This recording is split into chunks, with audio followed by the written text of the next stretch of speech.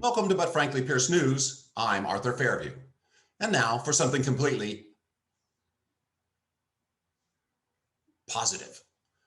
President Joe Biden announced Thursday that the U.S. will purchase 500 million doses of Pfizer's COVID-19 vaccine to donate to around 100 countries in need in an effort to get more of the world vaccinated and end the pandemic.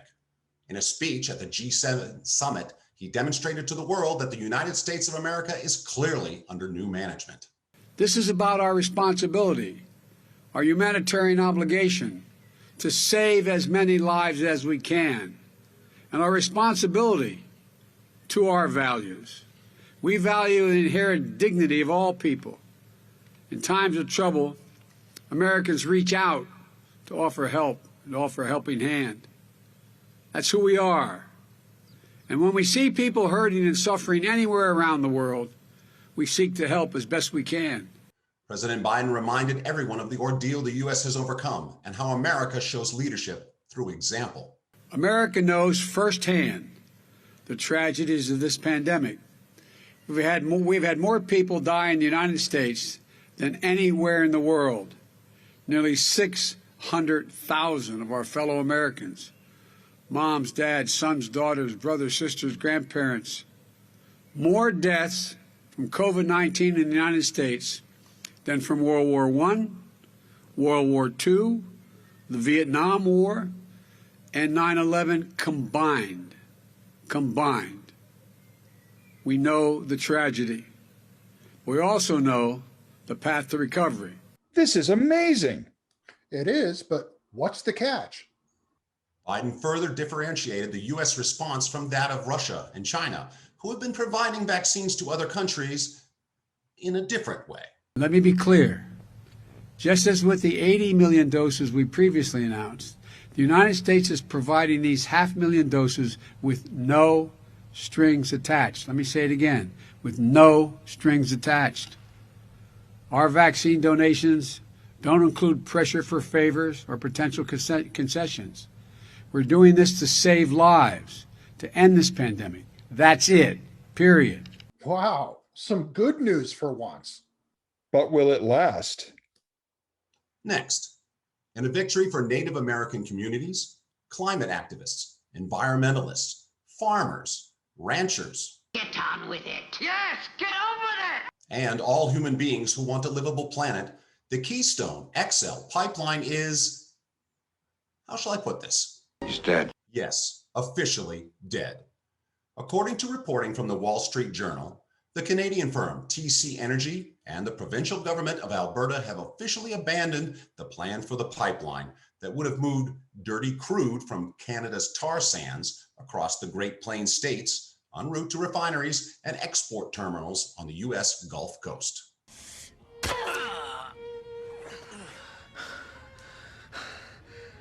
You're gonna wish you died.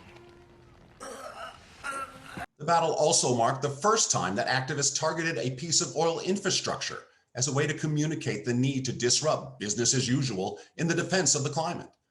This fight united a diverse coalition of activists, including those fighting to alert the planet to the threat of climate change.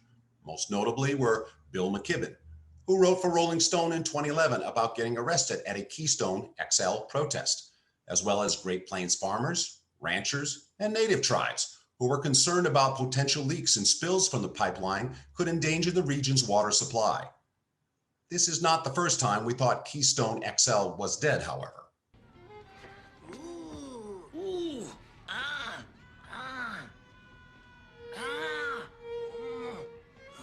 In February of 2015, President Obama vetoed a Republican bill that would have allowed the pipeline to go ahead, and then followed up in November of that same year announcing that the State Department had rejected the pipeline, and he agreed with the decision.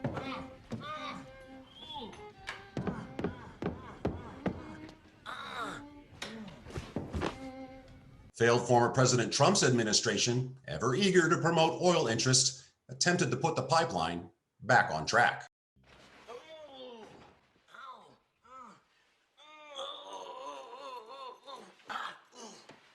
But the approvals process was stymied in the courts long enough for the Biden administration to take power, and revoke a key permit for Keystone XL in the first days of his administration. Without that permit, the project was all but dead. On June 9th, Calgary-based TC Energy said it would work with government agencies to ensure a safe termination of and exit from the partially built line. But can we be sure this time? Did you see the coroner's report? He's not only merely dead, he's really most sincerely dead. And finally, Republican lawmakers voted with the Democratic majority in the Oregon House of Representatives to take the historic step of expelling a Republican member who led violent, far-right protesters into the state capitol on December 21st. Outstanding. Finally, some justice. Legislators said on the House floor that this could be the most important vote they ever cast. They then proceeded Thursday night to expel unapologetic Representative Mike Nearman with a 59-1 vote, marking the first time a member has been expelled by the Oregon House in its 160-year history. The only vote against the resolution for expulsion was Nearman's own. The events of December 21st were an eerie foreshadowing of the much more serious January 6 assault on the U.S. Capitol. On the morning of December 21st, a couple of hundred protesters, some of them heavily armed and wearing body armor, arrived at the Capitol for a protest with the intent to illegally enter and presumably occupy the building and interrupt the proceedings of the Oregon legislature. God bless the Patriots! We're the brave, you're the Patriots! God bless the Patriots!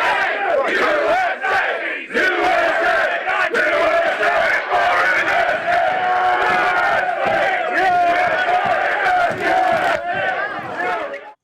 Nearman said he let the protesters in because he believes the Capitol, which had been closed to the public to protect against the spread of the coronavirus, should have been open. The assault happened during a peak of the pandemic. But even Republicans said the crowd outside the Capitol that day were not made up of constituents who wanted to peacefully engage in the democratic process. Some were carrying guns. Some shouted false QAnon conspiracy theories about Democrats kidnapping babies. They carried American flags, banners for former President Donald Trump, and a sign calling for the arrest of Democratic Governor Kate Brown. They broke windows and assaulted journalists. The final straw for the Republican House members came on June 4th, when video emerged showing Nearman choreographing how he would let protesters into the Capitol a few days before it actually happened. Operation Hall Pass, which I don't know anything about, and if you accuse me of knowing something about it, I'll deny it, but there would be some person's cell phone, which might be.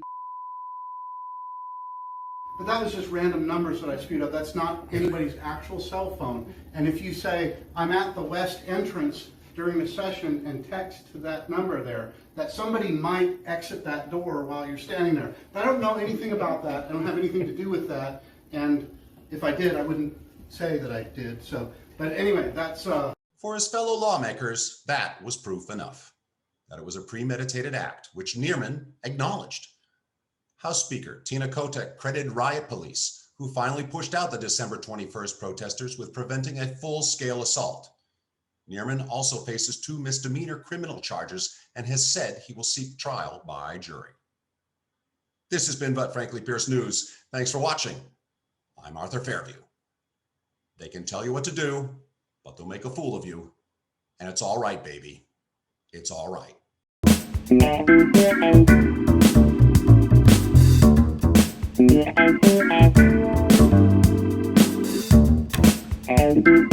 you.